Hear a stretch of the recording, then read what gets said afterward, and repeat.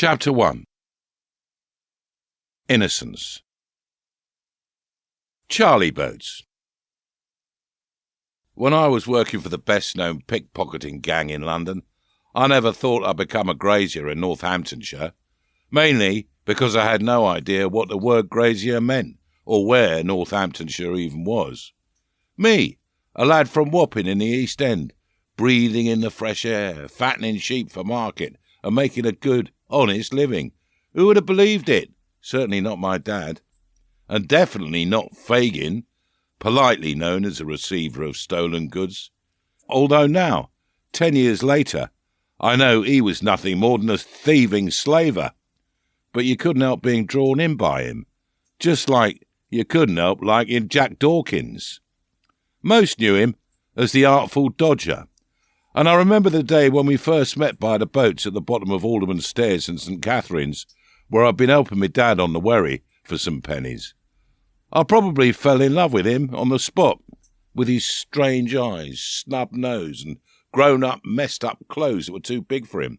Then there was the battered old hat. "Get a move on," my dad shouted at me as I jumped off our wherry, tied the rope, and helped the passengers off. I was relieved it was the last crossing of the morning for me. Now I could do whatever I wanted. Just then, Peter Goods Nooner from Butler's Wharf tied up next to us, and this small lad about my age jumped off, took a look at me and said, "Who's a pretty boy then?" Well, I blushed all over and started out, "None of your business." He winked, straightened his silly hat, and bounced up the stairs. "Aren't you coming too?" he called back. And I was hooked, like one of the few salmon left swimming in the Thames. I knew he was going to be my best covey, all within a minute. We walked a bit towards the Tower of London and laughed and talked about things like his friend Nancy and what she did. I told him about the Southwark whorehouses where most of our passengers went to visit. He said he'd been running an errand for his governor. No idea what I was carrying, as always, beyond my apprehension. Nice vocable crib by St. Saviour's Dock, though. Don't like him much, but he pays well for an ugly chaser. We both thought we were about 10 years old. He seemed older than me, though. He definitely used fancier words. Sometimes I had no idea what he was saying. Then out of the blue he said, "Fancy a trip up west?" And that was the start of a new life for me. Not a great start, I admit, because walking through the smelly brown mud that was the streets and breathing in the yellowish choking fog which smelt of bad eggs and stung the eyes was not my idea of a top afternoon. But there's no doubt London has some great sights to see, despite the smoke thrown up into the air by the dirty chimneys.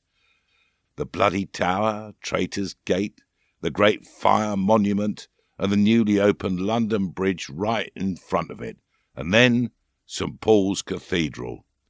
Seeing it all made me proud to be an Englishman, just like Grandad Jimmy was always telling me to be. The next hour or so seemed like 10 minutes on the walk with Jack. We only stopped to get a couple of penny muttons from one of the pie men in West Street, and just after that we got to the narrowest of alleyways, just off Holborn Hill, a bit too close to the old Black Dog Newgate for my liking. At the time, I never knew that a house on this dirty alley would become a second home for me. It was the stink that hit me first. Yes, I know old London town stinks because I live by the side of the Thames and cross it daily with its dead rats, dogs and cats floating on by. But I'm not kidding you when I say sheep with worms on the farm I've worked on for years now smell better than that midden with walls did. These days I laugh because the filthy door Jack took me to, the boy who became a grazier, was in a place called Field Lane.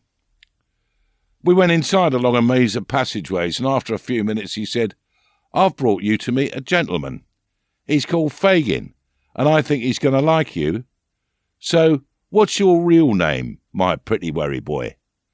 I smiled and said, "What I told you's true. Everyone calls me Charley the Boat. I can't say the place my own family called home was a palace, but this dirty, dismal, dreary hole was something else. Hardly any light could get in from the outside, and for the first time I thought to myself, Why did I do this? I knew, of course, but I'd have to leave soon because my father would whip me bad if I didn't turn up at the stairs in time for the evening rush on the Rose. I turned round to go, and bang in front of me was a very old, very ugly man, with a bit of red hair stuck on top. His beard was filthy, and I know all breath smells, but this was pure animal. He lifted his leg and let one fly. "So then, Charley the Boat, that won't do at all, my dear.